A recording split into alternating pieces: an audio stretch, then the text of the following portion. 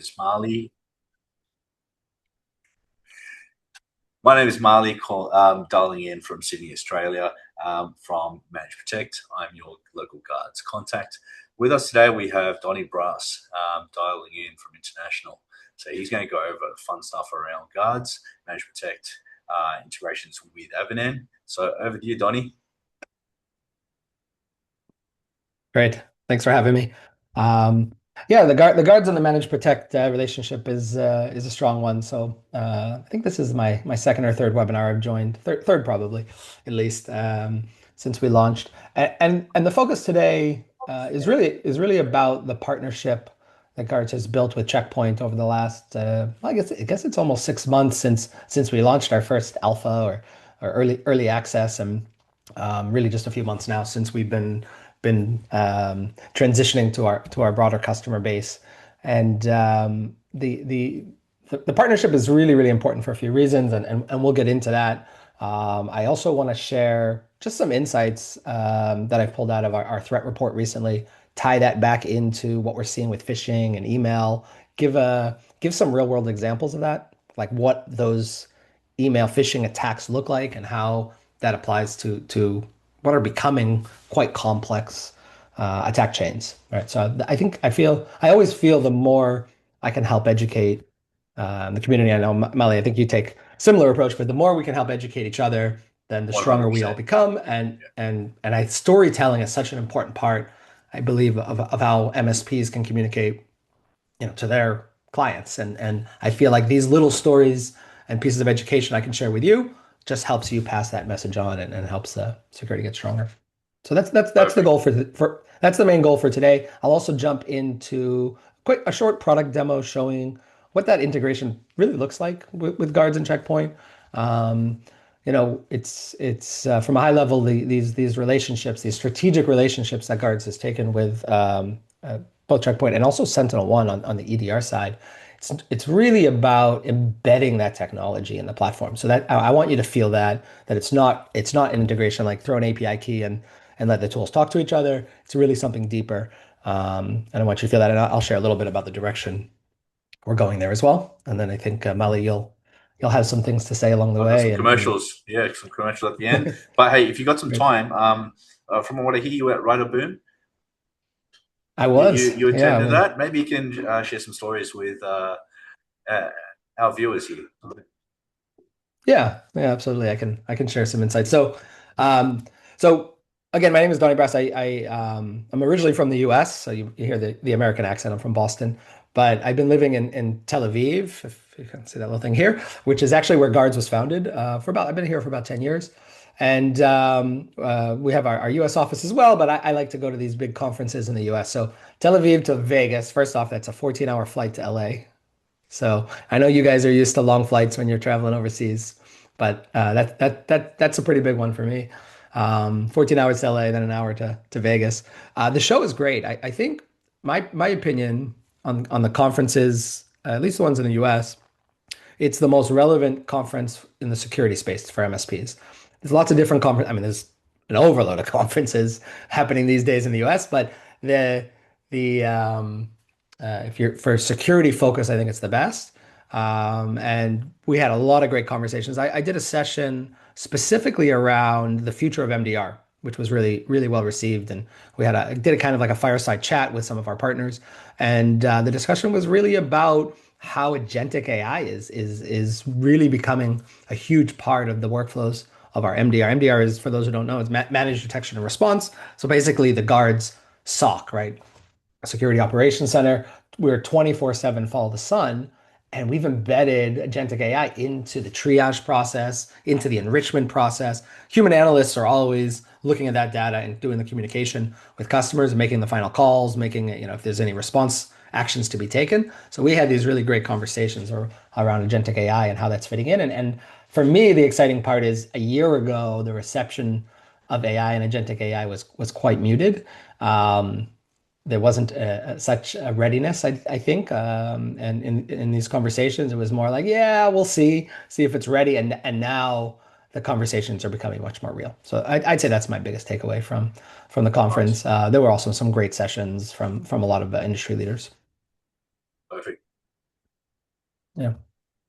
Show Okay, me more. so Let's crack on. yeah, yeah. So just to get, just in case there's people on the call who aren't familiar with Guards at all, and I'll do a short introduction, just a few slides real fast about Guards. There's a handful of problems that we're solving. So we Guards is a cybersecurity platform built for MSPs. Okay, so we're 100% focused on the channel, managed services channel.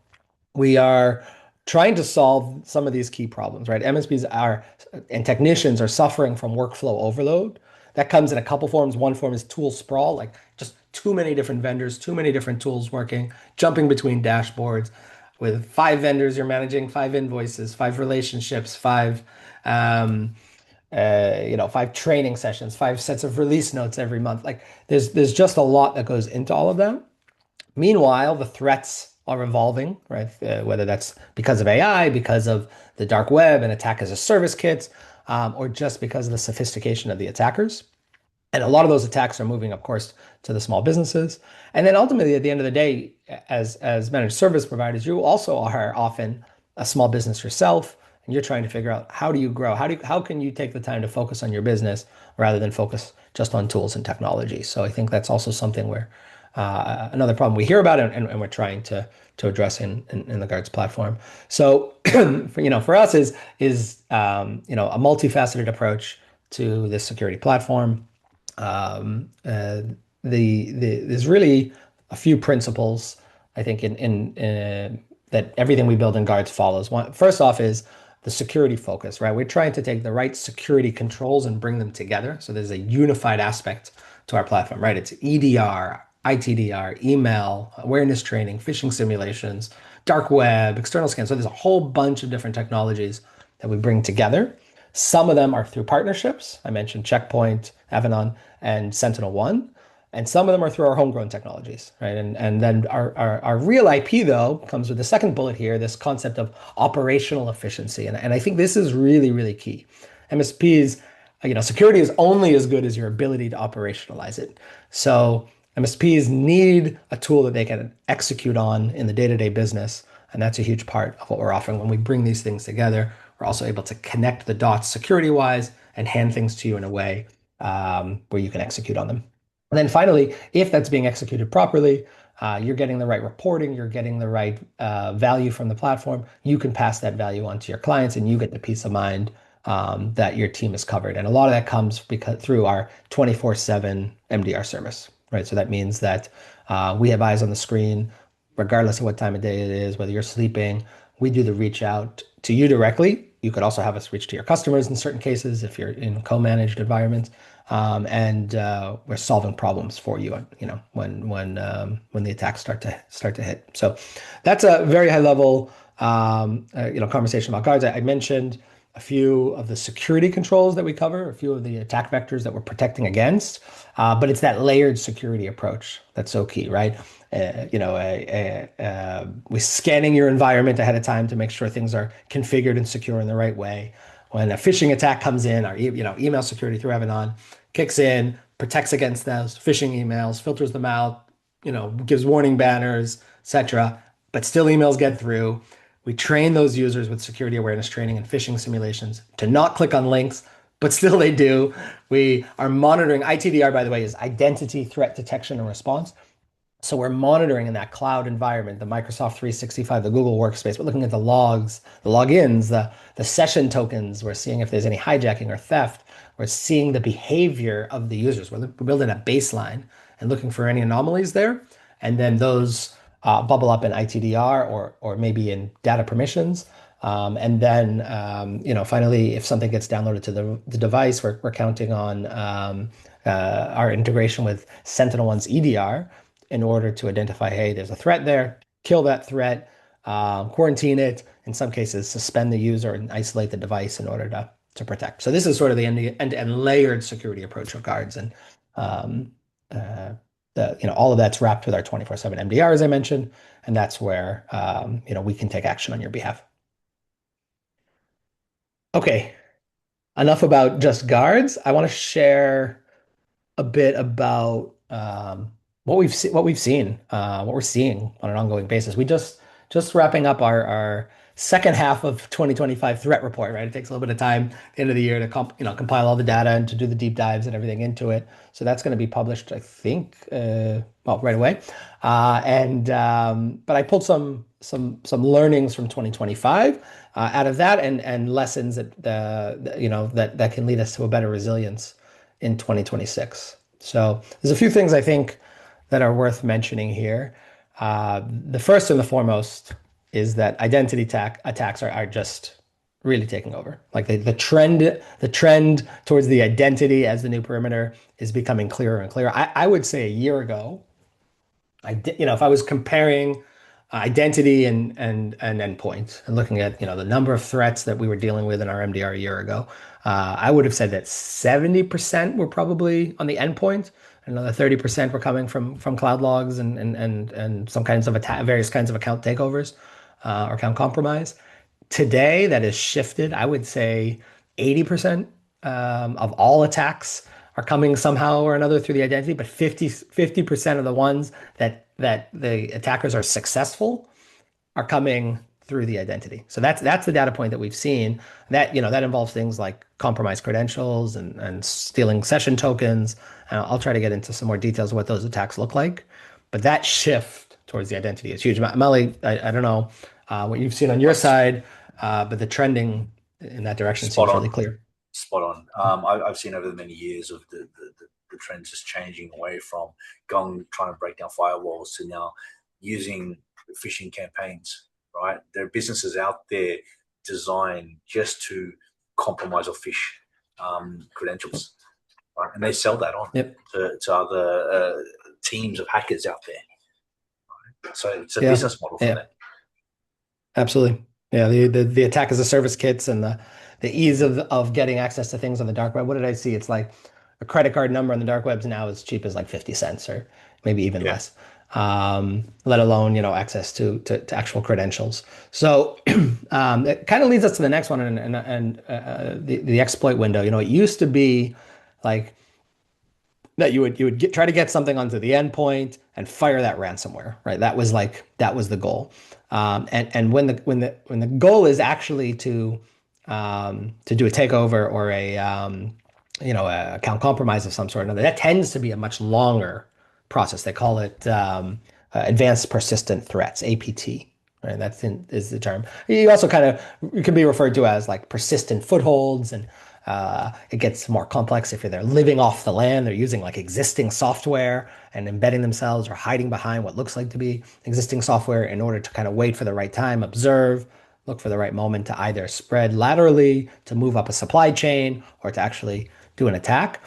But what AI is allowed to happen is that exploit window, when there's an AI-driven threat, has shrunk significantly. So it used to be if there was a new vulnerability exposed, right, a new CVE that's out there, some kind of vulnerability in a software, et cetera, then that exploit window, you would have some time. You'd get a notification about the CVE or the exploit, and you would figure out, okay, what's best for our organization? How, is the best time to plan the updates in order to prevent that?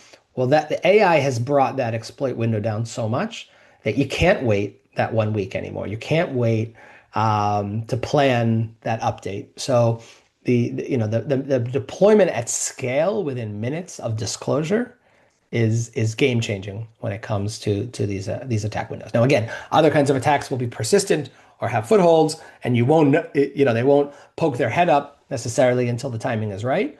But the exploitation happens really, really fast. And there's so many tools now these hackers have to just do like internet-wide scanning.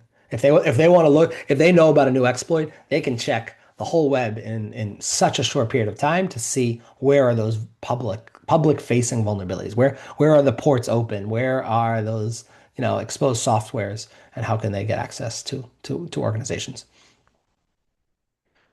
So okay, so that exploit window is game changing, and then the other side of it is if we're looking specifically at, especially at these phishing campaigns, it's that like we call it hyper realistic fraud. So there's two sides of it, and I'll talk some more about this now. But BEC, Business Email Compromise 3.0, is the more sophisticated kind of phishing attacks that you're seeing in email, and the deep fakes mimicking executive. That's where things become really hard because even if you're following sort of best practices, you got an email from your executive, it looks like, did he really want me to change the bank details? Let me reach out to him, right? There's a signature in that email. Let me call that number in that signature to double check with him. And that deep fake, that voice, even video nowadays, it's like some of these stories coming out are crazy. The full deep fake of executives in order to to confirm those financial details or to confirm that they should make that transfer, and it's happening. I mean, it's going to happen more and more 2026. So I don't know. Do we have a lot of those kinds of stories coming out of Australia at We, the moment? we do have stories like this coming out, but it's more so reiterating the business processes that we should be educating the end customers with, right? Yes, we've Yep. got amazing tools out there that can prevent these or block them, but then it also comes back to best practices of businesses. How do you do certain tasks, right? If you're getting a call to change bank account details, businesses need to also look at best practice processes. So, Sure. yeah. Yep. Yeah, yeah. So that's a huge part of it. And I think the other side of it is like kind of like a bottom line that comes from these three things that bubbled up that, automating processes becomes a really, really part of how you make sure to protect your business and to bring some kind of level of business continuity. So focusing on identity first controls, things like ITDR and phishing and these kinds of things, super important. Real-time detection, so not something that's going to be hours till you know about it because that exploit window is so small. And then that automated response as much as possible, whether it's like a set and forget configuration, or it's utilizing, rapid MDR team response. I think it's This was essential. the AI. Right? We're tackling that in. It's now machine wars. It is. It is. Can't avoid it. All right. Um, okay, so let's talk a little bit more about this BEC 3.0. I like to frame it up. Melanie, I think there's a bit of noise coming in the background there. Just to let you know. Okay, so to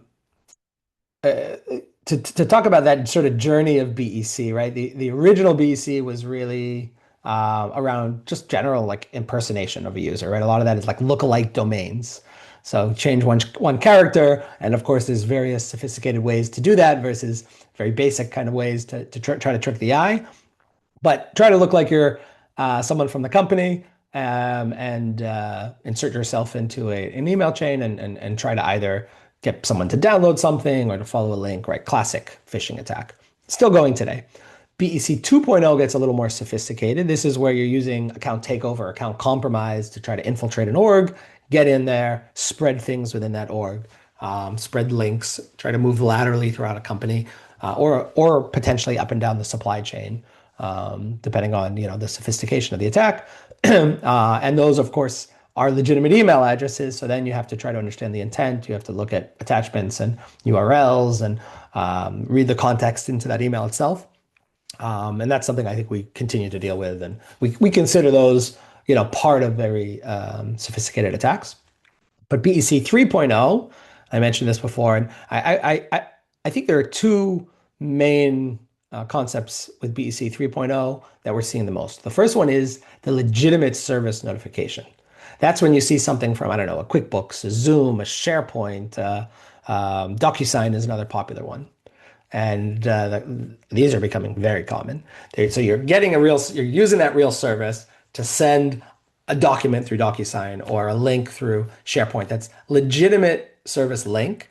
But when you land on that, maybe with that file itself, there's a link or a redirect that they're trying to get you to get to the malicious site, right? And then trick you into something. So I don't know, could be SharePoint with a link in there. You click that link, you think you're going somewhere, and it's asking you to re-log in.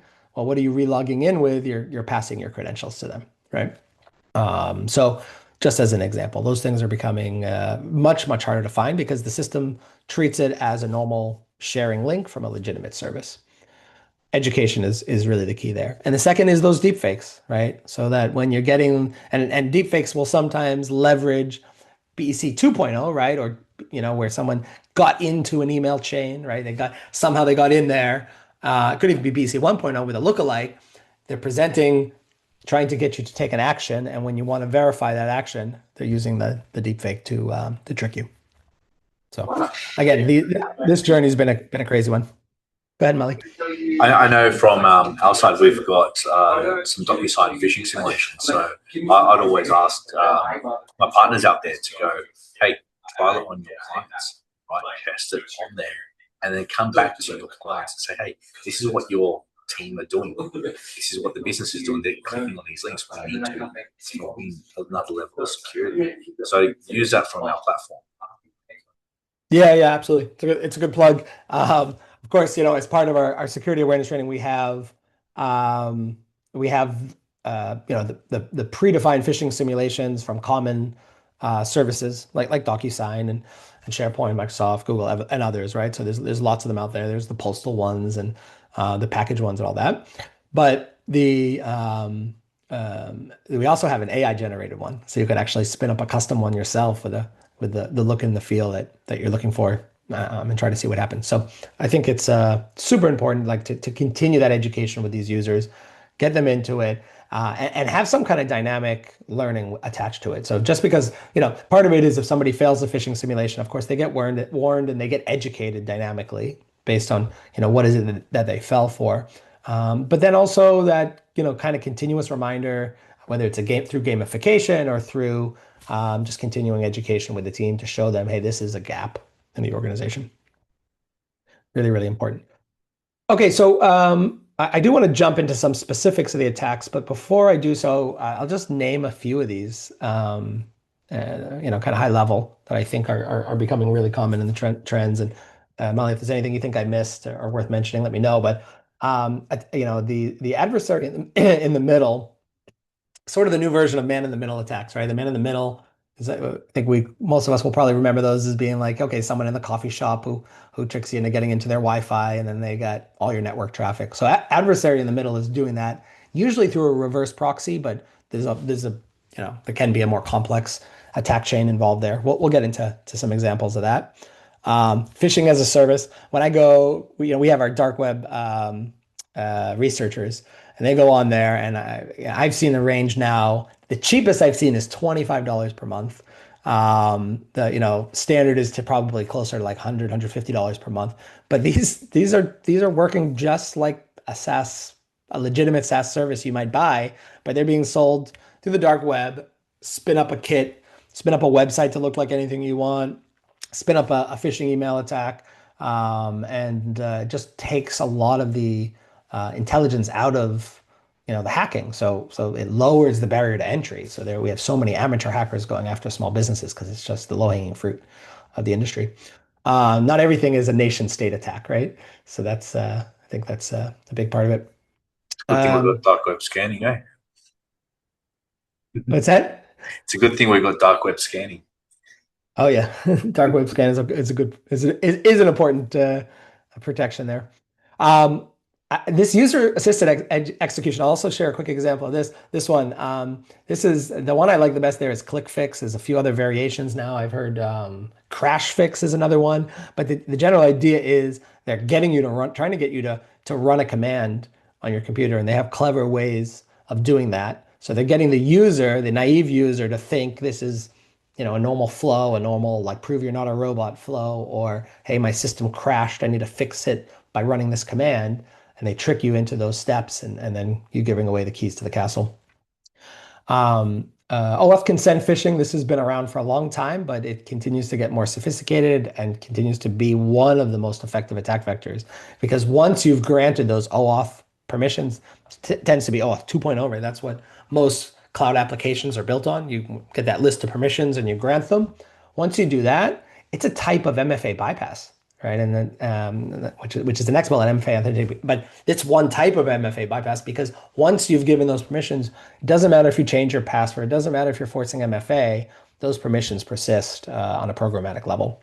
So really, really deep attack. There are other clever ways for authentication bypass or MFA bypass, through token theft and all that. And that's those token replay attacks. Once those tokens are available, they're usually time sensitive to some degree, but if you've checked that box, like keep me logged in for 30 days or whatever it is, those session tokens can last 30 days. So potentially you're given a big window to attackers to take that token to use their tools to insert those. And I'll share a little bit about that within the adversary in the middle attack because those go hand in hand as well.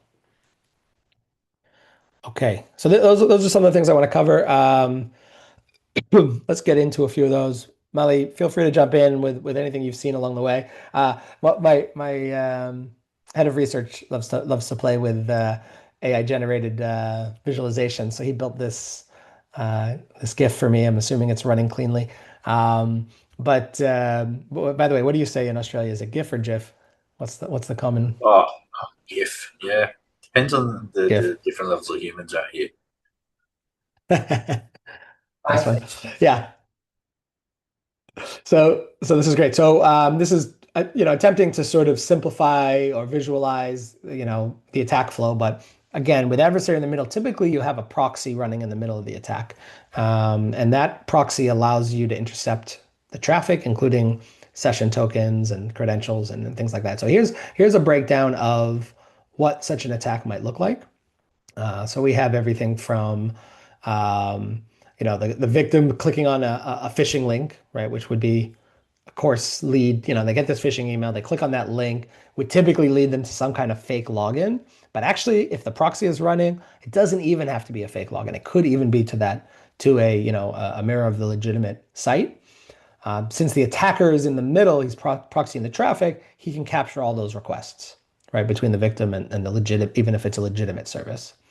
So when you enter your credentials, whether it's fake or legitimate, he can capture those and pass it off to the real service. So it's like an intercept, but it passes it on. So the experience seems seamless for the victim. In that process, a token is typically generated. Again, that reverse proxy allows the attacker to intercept or to capture tokens or cookies, if it makes sense. And then the traffic is forwarded again to the real service.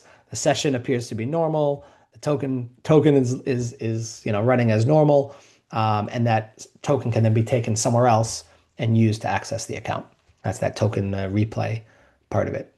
So that's typically what it looks like on a high level. I'll show you a few screenshots of some of the tools and some of the experiences that go along with that. So, for example, here, this is, I think Evilgenix is a very common one. We play around often when we're red teaming or purple teaming. We're playing around with something called Graph Runner, which we like a lot. But this one, Modlishka, is a classic sort of reverse proxy type attack, and very becoming more common, and we're seeing it in the wild all the time.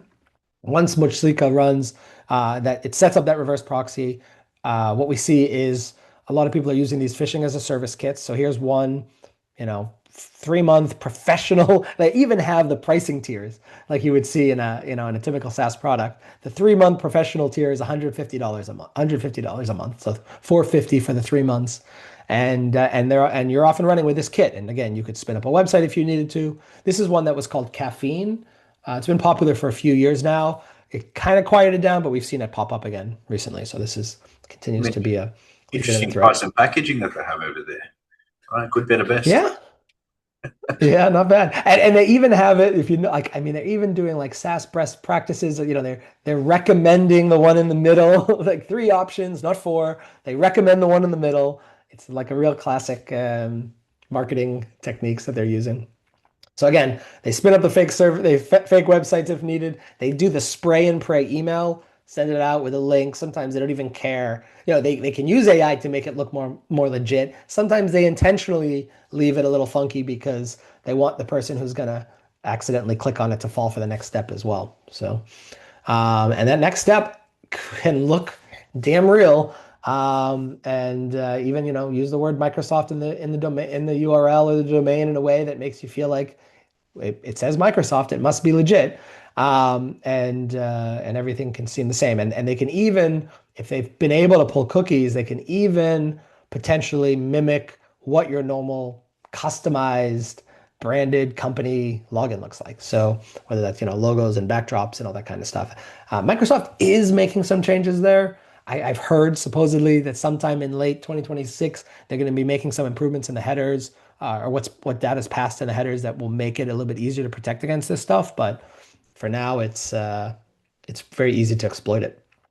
So then once they get the data flowing through this reverse proxy, they're able to capture session tokens, and there's a few different ways that they can do that. This is again one of those tools that allows it. I don't know if this is from Moshlika or EvilGenX, but I think this would let capture that session token, and then from there they do that token replay or that token theft. They get that actual token, they insert it into some kind of tool.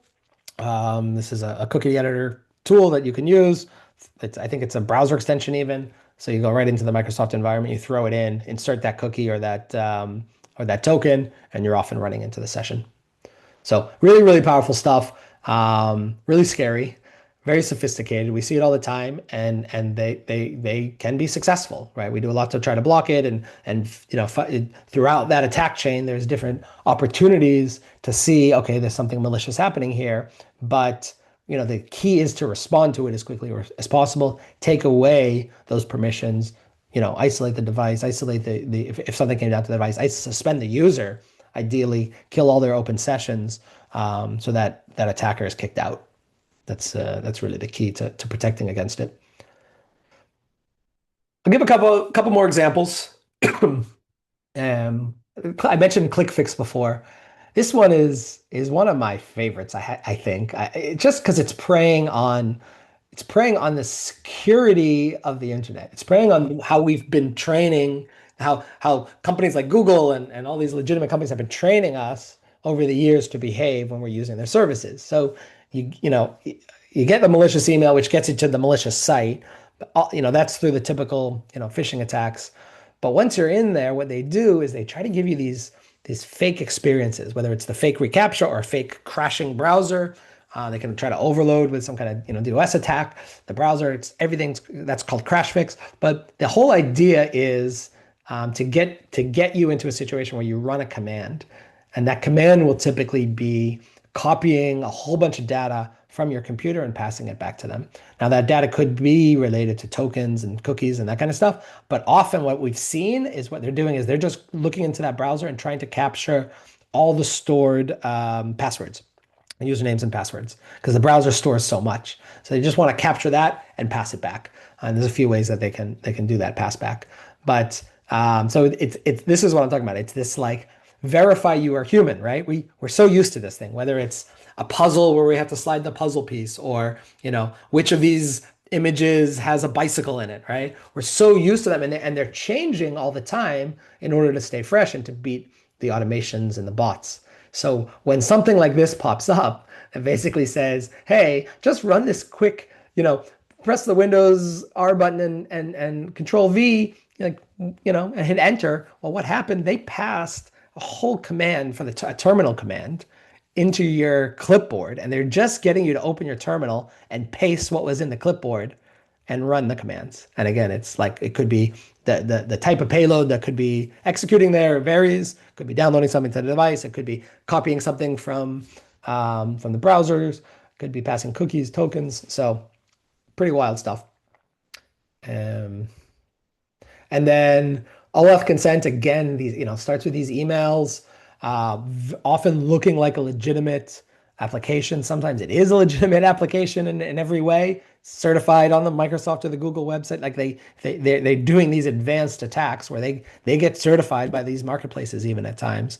But the whole idea at the end of the day is to pop up those permissions, get you to give them those permissions, which persist. Again, I mentioned it before. It doesn't matter if you change your password. It doesn't matter if you, force MFA.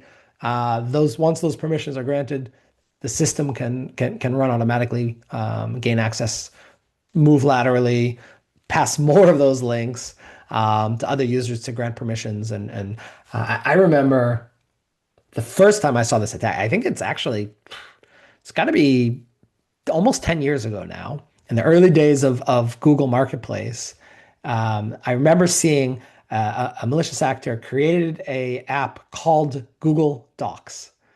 Okay, and they use the Google logo. So it was just an app on the marketplace a Google marketplace that Google had no verification back then.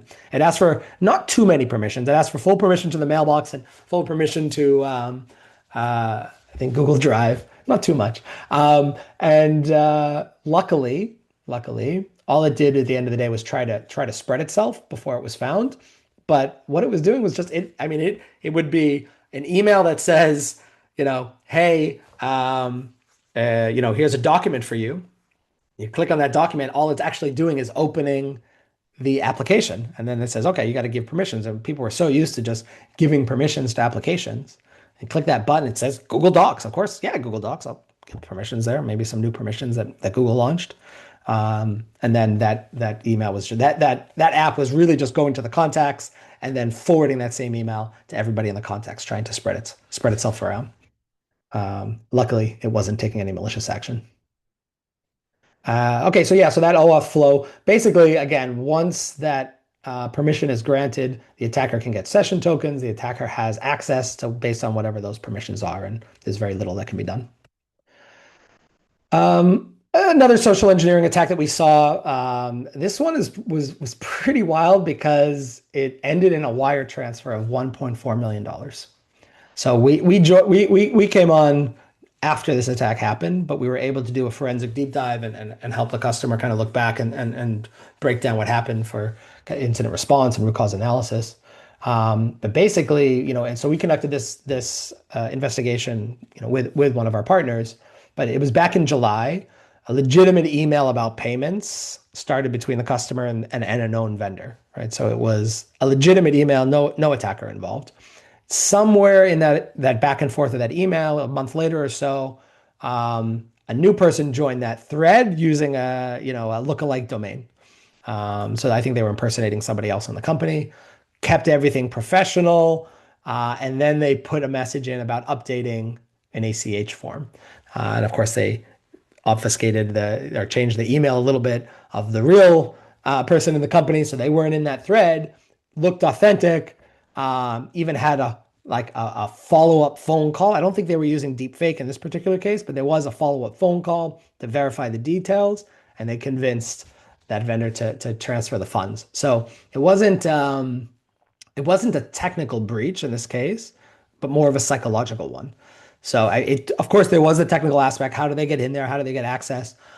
But the manipulation of the human trust and how we do business, that I think is it's a type of social engineering that just reminds us that we're all vulnerable and these things can happen anywhere, because it really bypasses technology and goes right for the people. So this is something that cyber criminals are becoming very strong at. And that's where that strong verification on the email channel has to become more of a standard practice. Right. So that awareness of the users, processes in the company. This is, I think, what will prevent these things in the long run. All right. Let's jump to a demo. Right, hey, Mali, anything? I kind of ran through all that fast. I know No, I wanted to take good advantage of the time. Anything to add?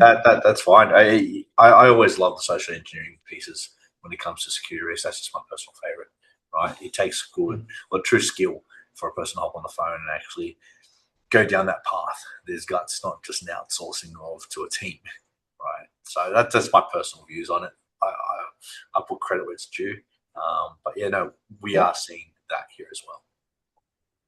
Yeah, makes sense. Um, okay, I'm trying to log into my demo. I'm having a technical problem. Give me a moment. That's okay. There's a what would I call them? Demo gremlins. They just pop up here and there once in a while, right?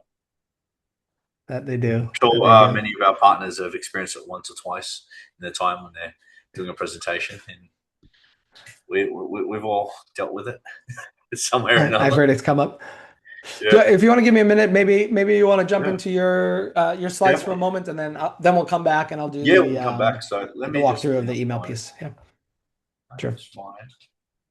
And quickly, hopefully, I don't get any demo gremlins. Fingers crossed. I'm just going to jinx myself. Okay. So Uh, Let me know once you can see my screen.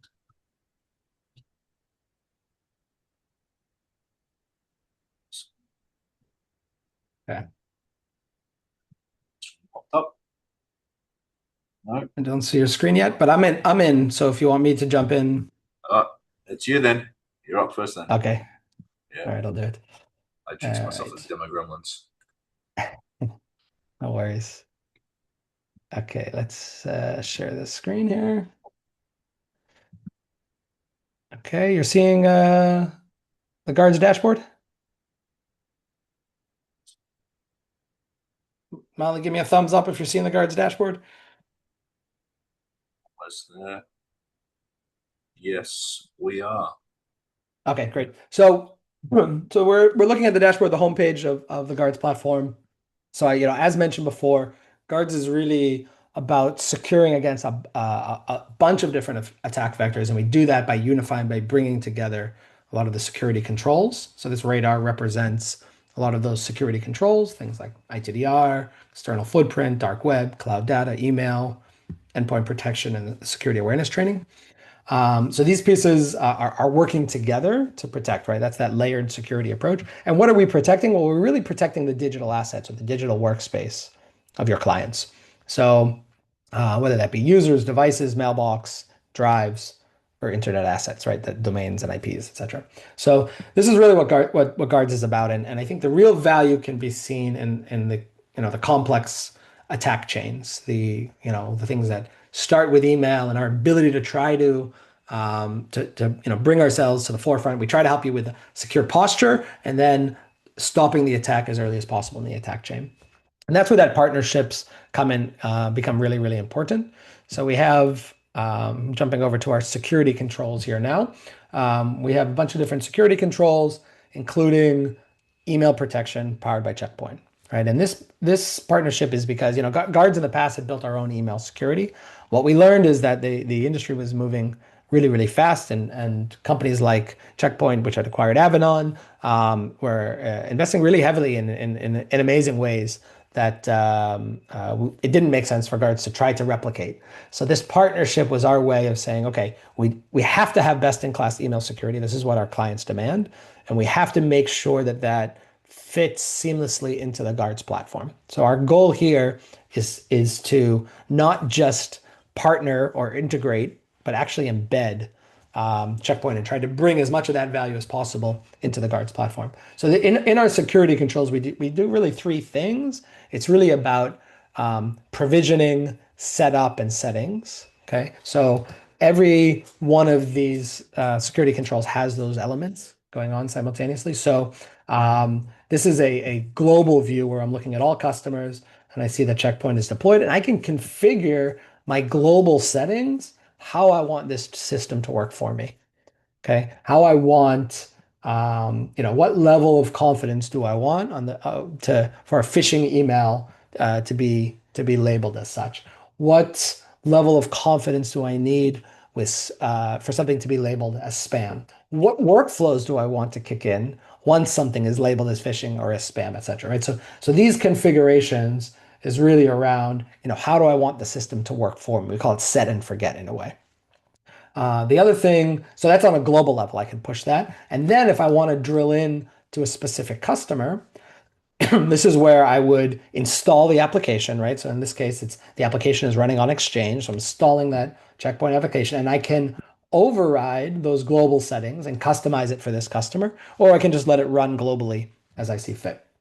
Again, we've built into a bunch of defaults how we think the system best works, so that it can be something where you're completely hands off. You onboard your customer, you give the permissions to the application to start running. It does a few hours of learning mode, and then it kicks in with a protection based on our defaults. But if you're the kind of person who wants to get in there, configure things, tweak things, you're hearing the feedback, you're looking at what's happening, and you can make those adjustments as you see fit. So that's the policy and workflows. We also can configure a bit around user interactions.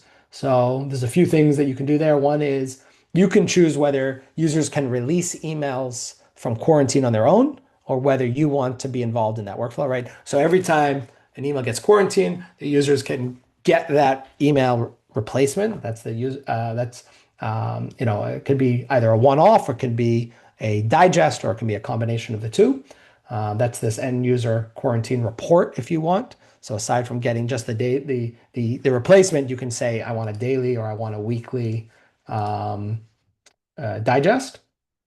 And I can also set up a mailbox for that phishing report to go to. So it could be to the user, it could also be to a different mailbox for management purposes. And then user reported emails. Now this is when the user is clicking that report phishing button in Microsoft or in Google. We support both. And when they're clicking that button to report that email, that comes back to you as the MSP, and that's something that you can then deal with, communicate back to the user. And that's something we're also building some automations around. So we got some really cool stuff coming in the future there. So in general, that's how it works. Of course, you have exceptions, and you can configure and tweak those settings as you see fit. Now, once an email is actually flagged, a few things can happen. It could be, and I'll filter this now to email. Let's see here. Let's do security control, and we'll do where is it here? Email protection. And I'll go to all customers so we can see a few more. But we have basically four, I think there's a fifth as well now, different kinds of email issues that are coming through. So we have alert emails. This is basically just saying, hey, there's something, this has been identified as phishing.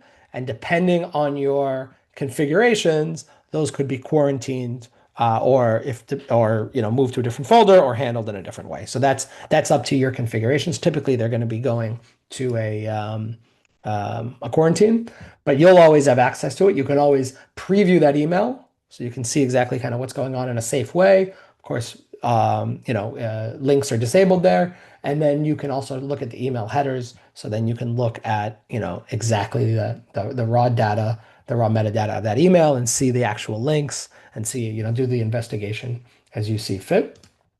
In addition, we're trying to summarize, always give a reason for the detection and any relevant mailboxes that are associated with that attack, right? So that way you can continue your investigation or take action on multiple mailboxes at the same time.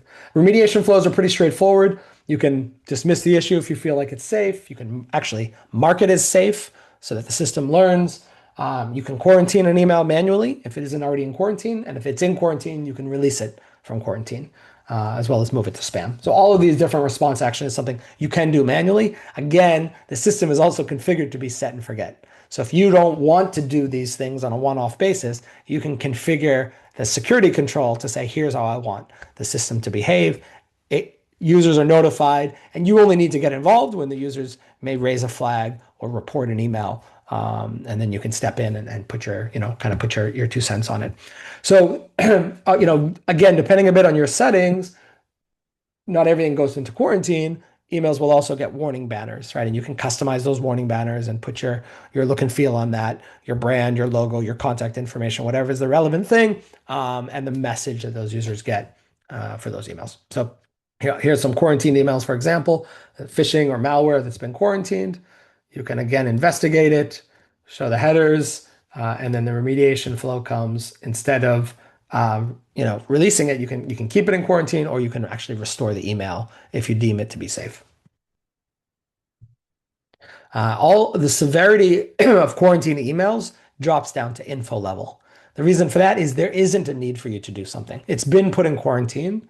It will expire. Sorry, it will expire. It will get archived out of quarantine after its configuration, but after I think it's 14 days. And that allows you also to keep the system clean and clear, but give you a chance to respond to something that may land in quarantine. Let's see here. I think it's worth mentioning a couple other things about this integration. In general, Guardz continues to partner and develop out what this integration looks like. So today the integration is mainly in Guardz. We're trying to bring all that value into our platform so that you don't have to go to the Checkpoint, the Avanan portal. But we do understand that there are situations where that's relevant and that's necessary. So that is something that we've opened up. the ability for you to go to the portal, link over to the create a portal user or console user. And then that's something that that some of our customers choose to do either for the advanced settings or for the email explorer. So those are capabilities we're opening up. And I would lastly say on our roadmap, we have some plans to do. Today, we're using the advanced email protect of Avalon, and we have some plans to move towards complete. Complete will open up two main features. Those two features are outbound DLP and encryption. And I think encryption for especially certain industries, healthcare, et cetera, that encryption is a common feature request. So that's also something in our short-term roadmap that should be coming in the coming months. So that is, I think, mainly what I wanted to say about Checkpoint. I will show one more thing since I'm in the platform. I know we're running short on time, Mali, but I'll show one last thing quickly, which is, I think one of the key values of Guardz at the end of the day is our identity-centric approach to security. So here's you have this sort of user view. You can always see the risk around specific users and everything in Guardz ties back to that identity. So when there's an attack, whether it's happening on the endpoint, the cloud, in email, whether it's the dark web, we have a posture of what they've done, their awareness training, all of that is tied to the user. So when there is an attack, when there is some risk going on, we can take action on that user, whether it's suspending the user or isolating their device, or even reaching out and contacting them. Like here's a flow where we have a specific user. I can go to his issues. I can actually see there's an incident associated with this user. When these incidents come up, this means it's being passed to our MDR team, right? So that means someone on the MDR team is jumping on it right away. There's an AI analysis of it, so it summarizes it. We can see a summary of what was observed, recommended actions, and we also have a timeline. And that timeline will show, what was detected, how quickly the incident was created, so you can see the full kind of timestamps there. It investigated in this case, investigation was started by the human MDR team, right? So they got the AI triage, passed it off to the humans. Additional detections came through. The MDR team is commenting along the way about what they're seeing. They're putting in their notes and their comments, reaching out to the customer. In this case, the customer wanted to be part of the approval process before anything was suspended. So they do an outreach to the customer to get that approval, and then ultimately can take some action and try to resolve the issue. So this is something I think it's really powerful, this user-centric, because all the different attacks, all the different vectors are coming back to that identity. So we could do a strong response action like suspending the user or isolating the device. Nice. All right. We've got a question. 5 minutes. Sorry about that, Five Mike. minutes. No, that's okay. We've got a question. Sure. Can you view the links within the quarantine email? Yeah, absolutely. So, Okay. yeah, absolutely. So when an email is in quarantine, both the user or the admin can view those links, but they cannot click on them. Nice. So you can't do some kind of accidental click or anything. Yeah, no, that's good to know. And big emphasis on the homepage, right? We've got Avalon, we've got Guardz, we've got a whole bunch of solutions in there. Some feedback that I've had from my partner base is the ability to have that dashboard up, right? So I'm going to get my screen while I'm talking to share as well. Just let me know once you can see my screen. But the feedback is that they have this one dashboard. Some of my partners actually put it up on a larger screen. So they go, hey, we've got something popping off in Avalon. What is it? There's a little dot on the radar. Let's jump into it. Because they may not be in front of the machines. They're walking past early morning. What do we do? Let's bring some attention to it. Okay. So just some food for thought for everyone else. The dashboard is key, but actually what I've seen is most of our partners are building out workflows these days, whether it's integrations into their ticketing system or automations through email that let them get into their workflows. And yeah, I'm seeing your screen. Perfect. No, that's good. Look, very cautious of time here. I've got 3 minutes left, but back again, right? You're getting the best of the breed. You have none baked into Guardz, dashboards, which a lot of my clients love, and go forth. But there's another piece to it, right? We've worked with some of our partners out there to get an understanding of what the breakdown looks like from a cost perspective. If you see my screen, yes, we do utilize SentinelOne in Guardz solution in the ultimate package. But then when you're getting all these solutions separate, we have a bit of a breakdown of what the costs could look like. And these are just rough numbers based on some of our partners out there, and their total cost $15 and a bit. Now, when we look at Guardz Ultimate, starting off at the 100 user mark, we're already at a savings of what are we? $4.78. Now you multiply that by 100, 200, maybe 1,000 users out there. That's instant revenue. That's instant profit. So food for thought. What I really want people to do is after this call, when I'm calling everyone back, let's run an exercise. Let's understand what you guys are doing from a commercial point of view, what your stack looks like, what the controls you have in place, but then line it up with what Guardz is offering. Okay, and things to help you. Right now, Managed Protect is here to give back to the community and help you guys through this journey. We all know how tedious it might be to do a migration of any sort. So let us be the helpers in that, where we can help you run campaigns. Right now, with some of my partners, we're running some opt-out campaigns or marketing or even co-host webinars. So let us be a part of that journey and do some of the heavy lifting for you. Another thing, if you guys are signing up with us, we have some gift cards that we'd love to give out to you guys, right? Let us help you get to those minimum 100 seats within 3 months, and we've got a $300 gift card. You pick, could be a Dan Murphy gift card, Bunnings. I love my Bunnings trips on the weekends, that's for sure. But it's just food for thought. Let us know. Donnie, I don't know if you guys have Bunnings over there, but Bunnings is our hardware store here. And Okay. As a dad, I go there every weekend. It's nice. Right. That's not all from me. But if you guys have any questions, I know we're 1 minute over. I'm going to be reaching out to everyone who's jumped on this call. If you have any questions, line them up for me. I'd love to be able to help you guys answer it and go from there. Sure. And I can hang around if there's any questions about Guardz that people want to hang around for. And again, Molly, sorry for just giving you that crammed 3 minutes at the end there. That's okay. That's right. Guys, do we have any questions? Let's just see if any pop up.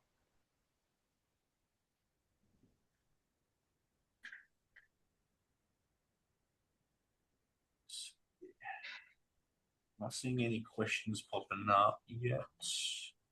Oh, I might have one. Guardz web extension. Yeah, great question. Going in that sense. Good question. Guardz web extension question mark. So actually, we just announced the deprecation of the Guardz web extension.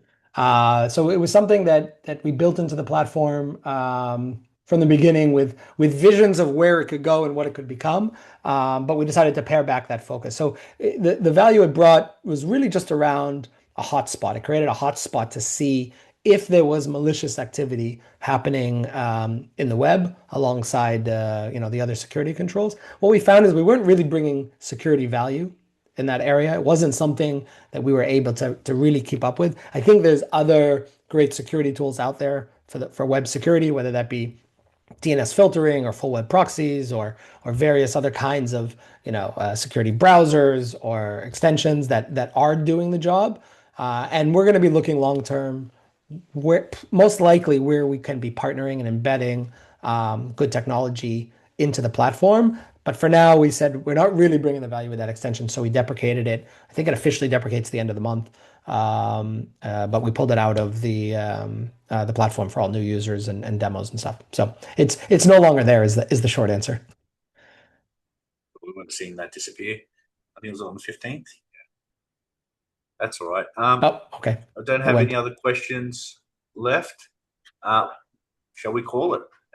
What I'll be doing is reaching out to everyone. So if you get a call from Marley, that's me. Please answer. Great. Thanks for having me, Molly. I enjoyed it. Thank you. I'd love to share the learnings. That's there's so much happening, and it's any way we can give back to the community and work together. I'm happy to do so. Indeed, mate. Really appreciate it. Okay.